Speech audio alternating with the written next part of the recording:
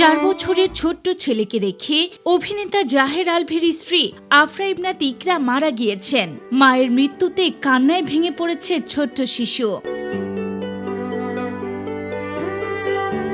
Happy birth জাহের আলভীর শ্বশুরবাড়ির সূত্রে এ তথ্য জানা গিয়েছে।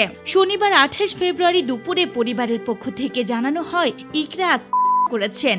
আজ দুপুর 1:30টার দিকে রাজধানীর মিরপুরের একটি বাসায় এই মর্মান্তিক ঘটনাটি ঘটে। খবরটি প্রকাশ্যে আসতেই ভক্ত ও সহকর্মীদের মাঝে নেমে এসেছে শোকের ছায়া।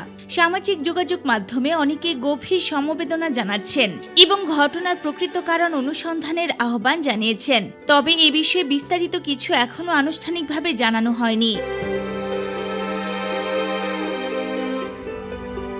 অভিনেতা জাহের আলভী বর্তমানে নেপালে অবস্থান করছেন। তার সঙ্গে যোগাযোগ করা হলে তিনি জানান তিনি এখন কথা বলার মতো অবস্থায় নেই। পরিবারের এই কঠিন সময়ে তিনি সম্পূর্ণ ভেঙে পড়েছেন বলেই ঘনিষ্ঠ সূত্রে জানা গিয়েছে।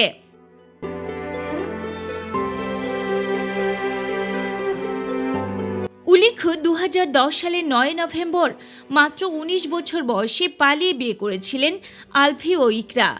দীর্ঘ 14 বছর পর 2024 সালে তাদের বিয়ের বিষয়টি প্রকাশ্যে আসে। তাদের সংসারে রয়েছে এক পুত্র সন্তান।